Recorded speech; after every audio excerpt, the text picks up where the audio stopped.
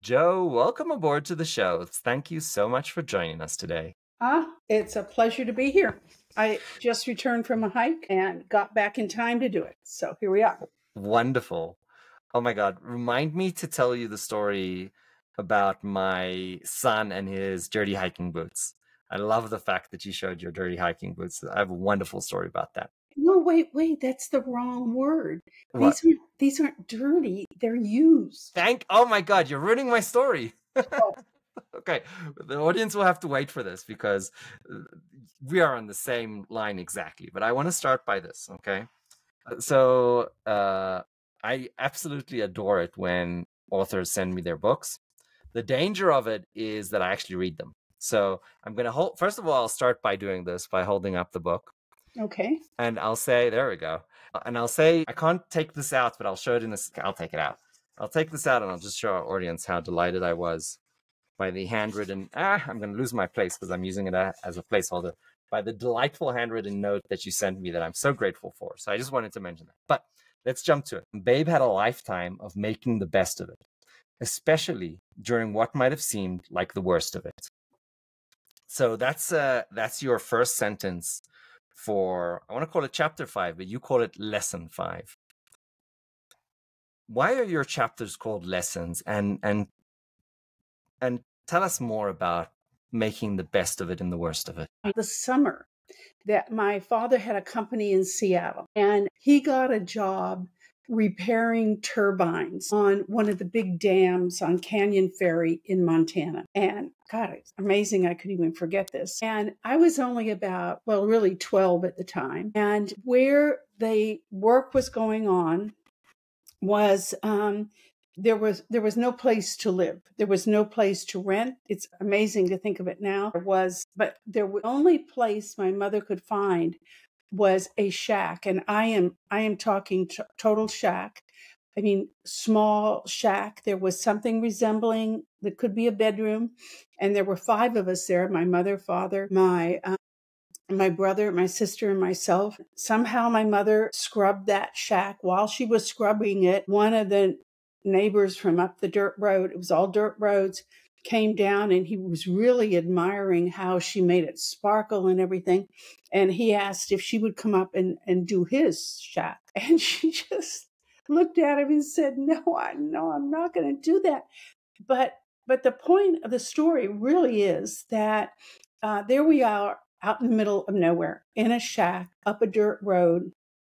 And there was chaparral around and snake. Oh, and nowadays, and maybe back then too, my father was only there for a summer. Most wives, families, they would stay at home in their nice house, and maybe they would breeze over for a weekend or something. But that wasn't my mom's style. My mom and my dad were nuts about each other. And if he was going to be there working outside of Helena, Montana for a summer, well, she was going to be there too. And she was going to make the best of it. And so when my current husband, when we were introduced, and he said he had a place in Montana, God, he's a really nice guy, attractive. And I just went, no, not Montana, not again. No, I already did that once. But his place was very different. His place, he goes there to go fly fishing. His place was also up a dirt road, halfway up a mountain. I mean, this is Montana, Yeah. but it was not a shack. And I didn't have to scrub it till it sparkled. But I mean, I love the lesson there. Is there something that you think that today's generation, or maybe we need to relearn? We had COVID. We all of us had, none of us had lived through anything like COVID before. And we certainly had to make the best of it during that. And that wasn't easy at all. I mean, just think of like the news today, that Mexican ship that crashes into the Brooklyn Bridge, and all the masks and everything come off. And you think, well, how are those guys going to make the best of it? There were over 2 people died, and there were over 200 people on board this ship. How are they going to make the best of it? And flights seem to be so precarious now, so delayed. A friend who lost her house in the Malibu fires, she and her husband just gave themselves a treat and went to Costa Rica. On the way back, when they were trying to fly back from Costa Rica, they got a message. The airline got, there's tornadoes in the area they were flying back to in Ohio. And so they had a 7-hour delay. Now, how do you make the best of that? They were delayed in Orlando. It turned out she has some cousin she hasn't seen much in Orlando. She called him up and they were able to have a dinner together out of the blue. Now that is making the best of a really miserable 7-hour delay. But all the people, because I live in Southern California, our house did not burn in this recent fire, but so many of my friends, their houses did burn. And how do you make the best of that? You are changed forever by that. Absolutely forever. That's tough to go on and to go on in, with a smile in your soul. It's incredibly hard. Would you agree that the difference between people who can find the silver lining in any cloud and the people who kind of get defeated, it's not how you make the best of a situation, but maybe it's more of a personality trait? I'm not sure. What I was thinking about in terms of this is my next book, the one You'll Never Walk Alone, a hiker's memoir of adventure, tragedy, and defying the odds. I have no left Achilles. I had a freak accident. The doctor totally botched the surgery, although of course he says I left the ice on too long. I mean, come on, give me a break. And so the real question is, a physical therapist I was working with once said to me, you'll have to accept that you'll be compromised for the rest of your life. I thought she and I were friends. And when she said that, I thought, no, I'm never speaking to her again, because she was dashing my hope. And I think, I could have succumbed then to what she said. Okay, I give up. But what is the difference? This is sort of the question you asked. Right. Is what is the difference between people who succumb Yes. to like a grim diagnosis? Okay, I have no left Achilles. I'm not going to be able to walk. And people said to me, so are you going to be an ex-walker, an ex-hiker? And I thought, no way. That is my personality. I mean, I hike to waterfalls all over the world and I love it. And okay, so I interviewed this one guy. I saw a little thing. This was letters to the editor in the New York Times. And he wrote that he had usually he used to ride his bike 50 miles a day. And then he had an accident. He lost his Achilles in a surgery too. In his case, his doctor lost his hospital privileges. That should have happened to my doctor, but it didn't. But what happened is he succumbed to his grim diagnosis. He had somewhat similar situation that I had. He lost his Achilles, but he succumbed to it. And why was that? When I was talking to him, I said he had a couple surgeries. I had 8, but I didn't give up. Why did he give up? I never knew him personally. I was just talking to him in Florida. And was it that he had a different personality type, which was your question, or he had the resources to keep seeing doctors? I mean, the restorative therapist that I eventually ended up with, he said, you're going to be the CEO of your team here, of your recovery team. You must see a medical acupuncturist. You must see a podiatrist. I mean, he didn't give me, you could do this or not. He said, this is your team and this is who you're going to see. And a soft tissue massage therapist to keep working on all the scar tissue down there from all the surgeries. So I don't know if it is a personality thing. My father was an inventor. He dropped out of school in the 6th grade. I think, faced with something like I was faced with, he wouldn't have given up either. I never thought of that before, that my father and I shared that in common. My son, he got a black belt in Taekwondo, and he's 13. He got it a couple of years ago. He was studied for 5-6 years, and at the end of every single class, they have this mantra, and it's written on the wall in big black and red letters. And they all say it together: winners never quit, quitters never win. And I love that. to me, the karate, sure, there's a physical aspect to it. There's work hard aspect to it, which is beyond the sports. It's achieving a hard goal. And I told him, look, you can't quit until you get the black belt. And then when he got the black belt, I asked him, do you want to keep doing this? And he was like, eh. So he stopped, but he achieved the goal, right? And to me, the most important aspect of that is not the hard work. It's not the achievement. It's that mantra. And what I hear in you about your father is that mantra. It's that grit, that true grit of, I'm going to get through this and I'm going to be better for it. And this is not going to keep me down. I think that's beautiful. And I think it's a message that if every person on earth could take to heart, not just hear, but take to heart, I think we'll all be better off for it. So I deeply appreciate you sharing that story. Mm. This one is, I think it's really similar, but I think it's such an important message. And I got to say, reading your book is, and I've gotten a lot of books from a lot of authors, and I do not give this level of compliment every time. So I'm telling you, this is real. This is from the heart, and I will tell every single person who is listening, go get this book. It's called Never Sit If You Can Dance. And this is lesson number 9 or chapter 9. And it's the lesson is, people don't like to be around depressed people.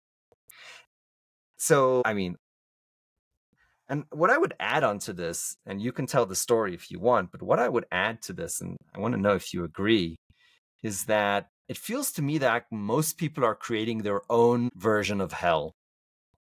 It doesn't seem to me that happiness is a thing that happens to you. It almost seems to be a choice.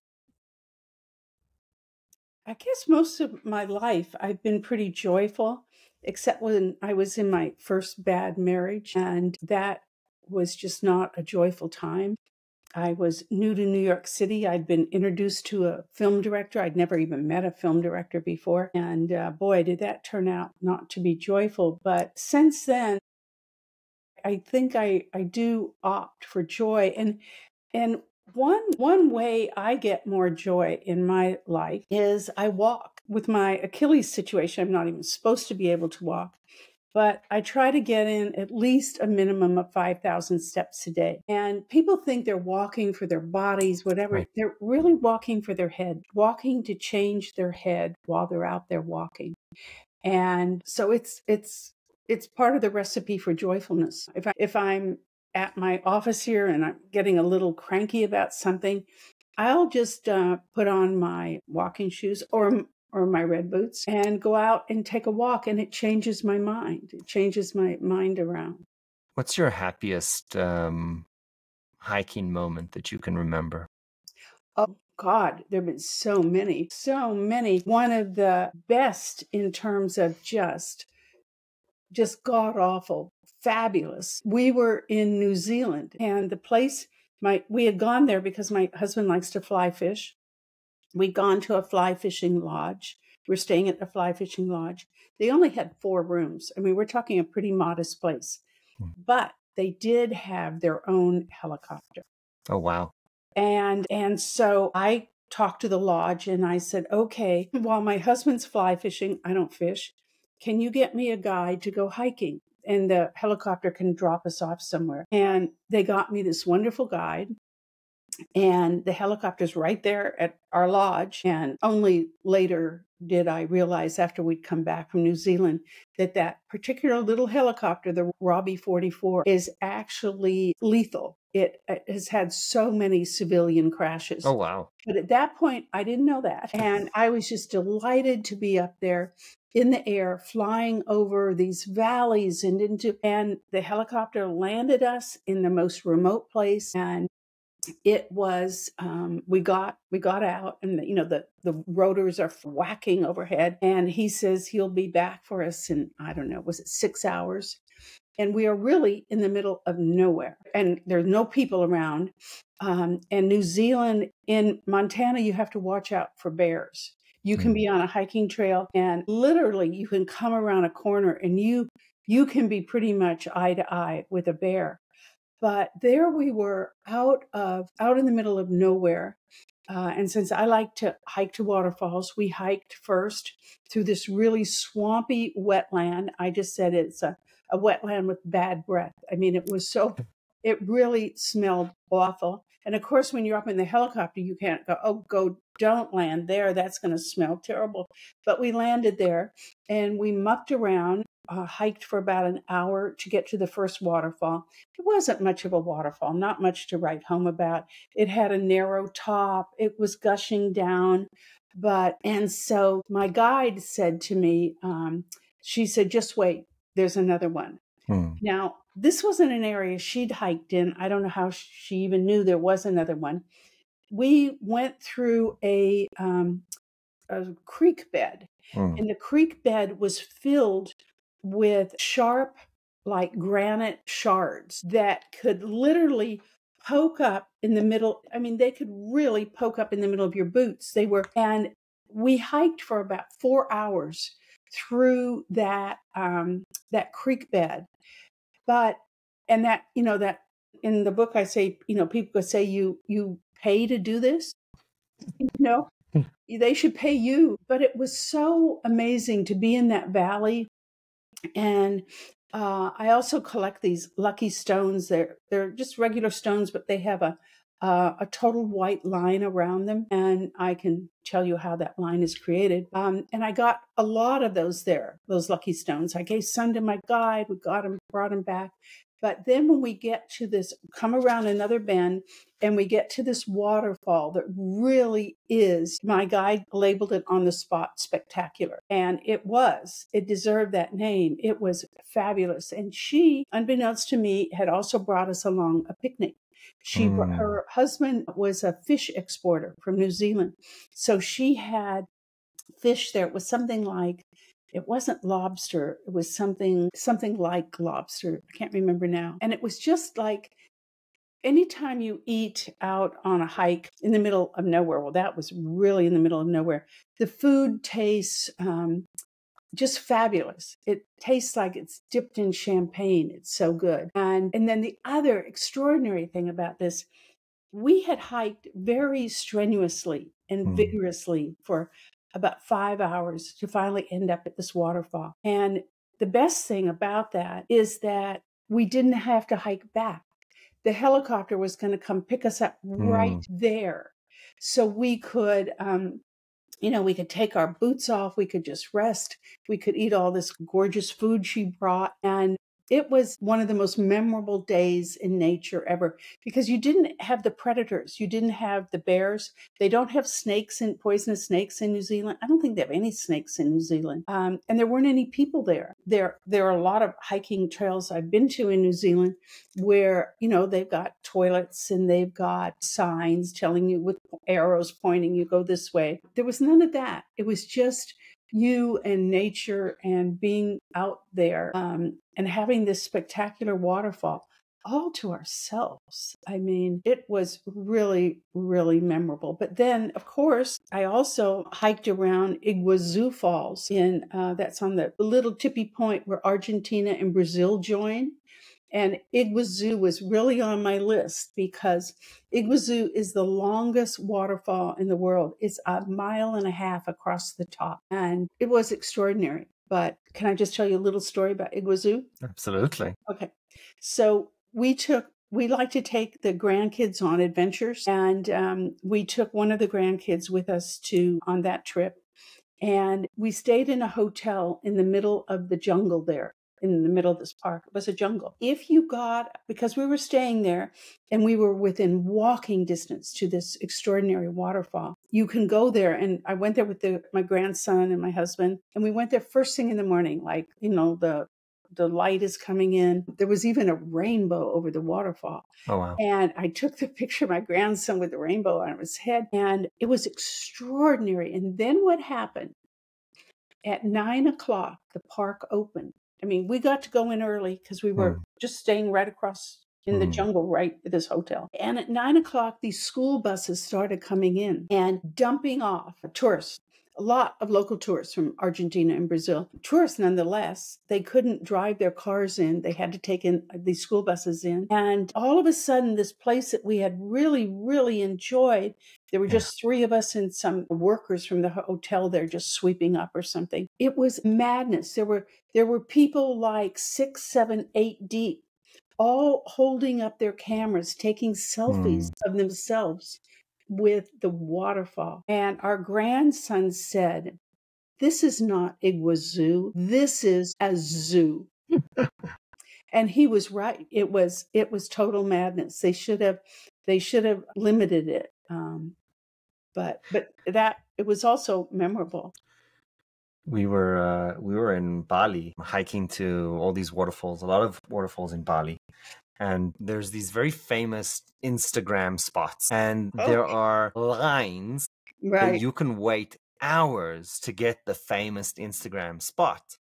And I took one look at that and I throw up in my mouth and I'm like, nope, I don't need that picture. No. And then when we were in Iceland, we figured out this massive trick. So Iceland is incredibly to the north, which means that in the summer it's basically broad daylight at 11 p.m., right? So everybody's either asleep or having dinner or about to go to bed. We figured out, since it's broad daylight, it's not such a secret, but we figured out that the best time to go spend at the beach or have a walk on the beach is 10, 11 p.m. Because they are completely vacant. Nobody on the beach. You have this whole beach to yourself. Beautiful view, these fjords and oceans and sometimes black sand, sometimes ice, these huge ice kind of blocks on the beach. Absolutely beautiful. These glaciers, broken glaciers, and nobody on the beach. So once we figured this out, we were like, every day, 10 p.m., we were going for hikes on the beach, basically, in Iceland. There's a magic about it when it's just you and there's no other noises, no cameras clicking and no people talking. So I deeply appreciate that story. What was the effect on the grandchildren when they kind of go on these experiences with you? How do you see that it changed them, if at all? Well, that's an interesting question. We actually did take one of the grandsons to Iceland. Over the years, I've had an infertility problem. I was not able to have my own children. And I thought one of the biggest blessings in my marriage is that my husband had 6 grandchildren. And we've taken them on individual adventures. And sometimes I've asked them what do they remember most from that adventure? And sometimes I don't think it takes a while for them to figure out. I think like in Iceland at one point we ate well, I didn't, but my husband and our grandson ate some fermented shark. And did you ever have fermented shark? Is this lutefisk? Is that what it is? I don't know, but it is so stinky that you could smell it from a block away. And I can't help but think that is a memory that he would retain from that they both, and then I think they just spit it out. I had been looking, it was the time of the year where one of the Icelandic specialties, I don't know if you had this in Iceland, is sheep's head. And I wanted to try a whole sheep's head. And it was like really almost our last day there. And I found a place where I could get this whole sheep's head. And I don't know if that grossed out Finn, the grandson, to watch his grandmother there, digging into the sheep's head. But, you don't get to eat a sheep's head that often. Yeah, I love the fact that you chose these quote unquote horror stories. The story that my wife and I retell most often is we were on our honeymoon and we were in Italy, and we roll into this little city, this little town, and we kind of go to the local tourist information. And he says, "Supreme breakfast." It means the breakfast is amazing. And he's like, "The rooms are okay." So we're like, "Okay, it's a great breakfast. The rooms are okay." So we came into this with great expectations, but we took him at his word. So we go to this hotel. The bed is completely full with bugs, like bugs everywhere. No. There's stuff in the sheets. Oh, I come and sit down on the toilet and it's rocking like it's falling out. It's coming out of its place. And then in the morning, we were like, okay, supreme breakfast, right? And then the breakfast is like a cracker and a little bit of Nutella and a thing. So it's like this horror story of a bed and room and breakfast. Like everything was absolutely horrible. on your But honeymoon. yes, this was our honeymoon. But it's a beautiful town, and there's like the river going through the middle of the town. And every time we retell that horror story with so much joy.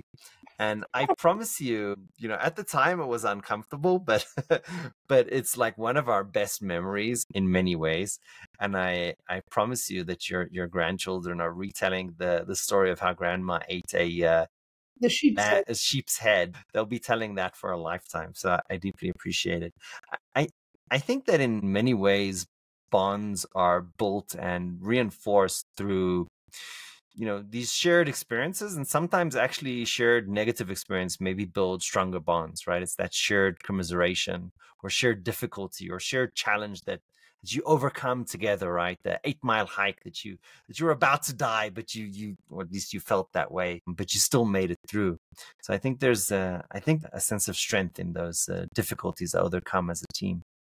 Sometimes I'll tell you one story that talk Mm. about a shared difficulty. This happened at our place in Bozeman, Montana. Mm. And my husband and I had just gone out for an early morning walk, and then we were having lunch.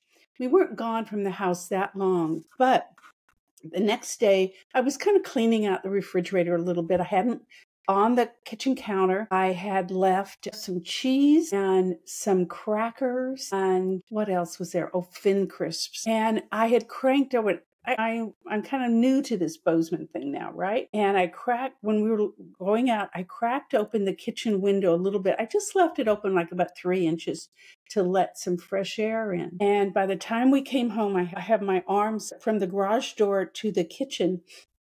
It's probably about 30 feet, let's say. And my arms are filled with stuff from the grocery store in those slippery plastic bags. Mm. So if I'm just watching all this, I don't want the stuff to fall out and break. And when I get within about 8 feet of the kitchen, and I finally look up, and there is a black bear staring at me. The bear has his butt to the kitchen counter. So he is full up staring at me. And whenever anybody asks how big the bear was, you give the typical Montana answer. A bear in your house is as big as a skyscraper. And so my husband said that he was further behind me in the hallway. He said that I yelled out bear. And there was a laundry room right next to the kitchen. And I scooted in there. And I close these little doors. They're little, what do you call those kind of pocket doors? Yeah. They're not, this is no big deal. I mean, they're not going to protect you from No. anything. And I'm in there. I have my cell phone and I'm dialing 911. And I was so upset that I forgot that our cell phones didn't work up there. Oh my Lord. And so then I realized, okay, that's not going to work. And there was one window in the laundry room. It was up high and it was just a tiny little window. I mean, you can't get out that window. Even if you broke the glass, you're not getting out of it. We didn't have any guns in the house, unlike most people in Montana.